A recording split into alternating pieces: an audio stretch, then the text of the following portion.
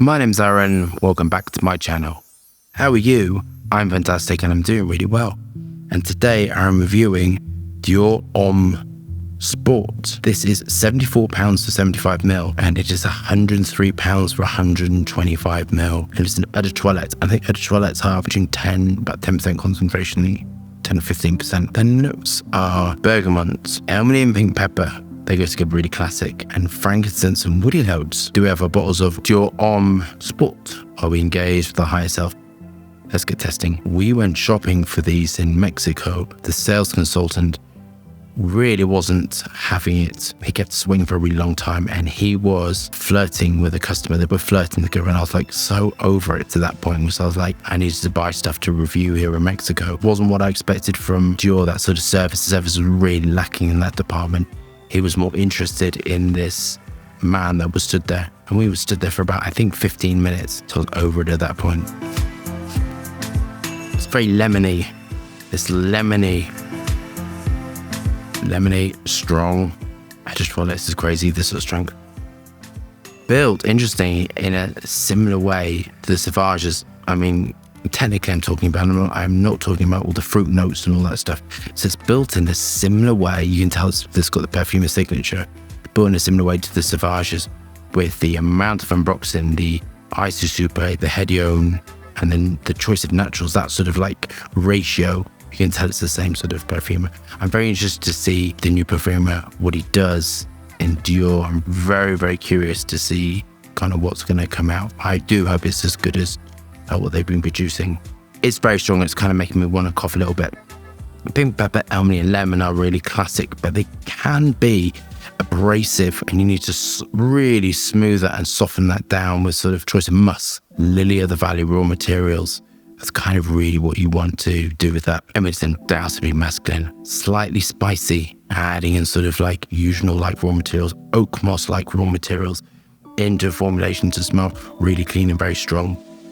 Lemon is a really tricky raw material to work with because it can smell a little bit like a cleaning product if you don't soften it off. Bergamot, people will go nose blind too. Sweet orange is too sweet. The choice of lots of lemon in this, unfortunately, is a little bit too much for me. I love the cedar with the vetiver, the patchouli, but the lemon, that amount of lemon in it is just a little bit overwhelming. I would love some lemon or bergamot. I'd love this softened slightly. It's still got to be very sporty, but I would love this softened through the core. Hexylcinnamate in this, which is giving it that sort of slightly woody feel, clean spices. Hexylcinnamate is a very interesting raw material. It was used massively in 80s and 90s perfume, but at small amounts it can make things sort of smell dry. It's got like a dry cinnamon smell to it. I'd hope you're starting to buy raw materials to smell. You know, that's where you learn about these raw materials and you can identify them. It's better now, it's drying down a little bit, but it's kind of, for my mind, so sharp, a little bit sort of off-putting for me, but it has its place. I kind of would like some aqueous raw materials in there, some cologne in there to make it sort of smell sea-like. It's kind of, for me, missing something, which is really surprising. I bet the sillage of this is insane. I bet this you can smell moving everywhere. But you kind of really have to like dry lemon, primarily lemon smells, to really like this. On to my final thoughts. I think my problem with this is like the grapefruit, the lemon, the pink pepper, the almond is a little bit abrasive for my personal taste. But I imagine if you got out of a shower, I think this is quite nice. And I think the sport thing is you know, really where it's sitting. I would have added some cologne to it. The cologne smells of watermelon. I'd have added more watermelon-like raw materials to it, actually, because the watermelon-like raw materials could just sort of transform this, and I would have added some more softer just to soften it through, and that's going to be my criticism. I'd loved it sort of softened, rounded out.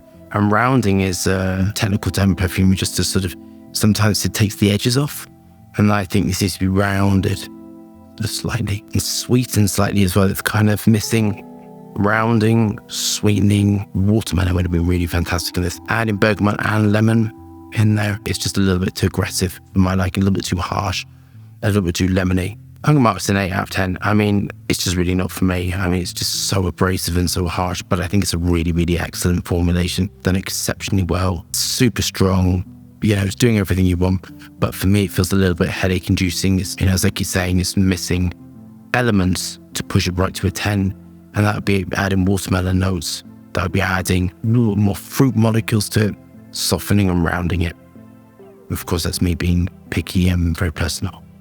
But I think it's really good support, does suit it, and I think it's got its place, but not for me. So if you love that review, thumbs up and subscribe for fascinating, interesting content, lots of moving hands, lots of fragrance views. Hope staying safe and well.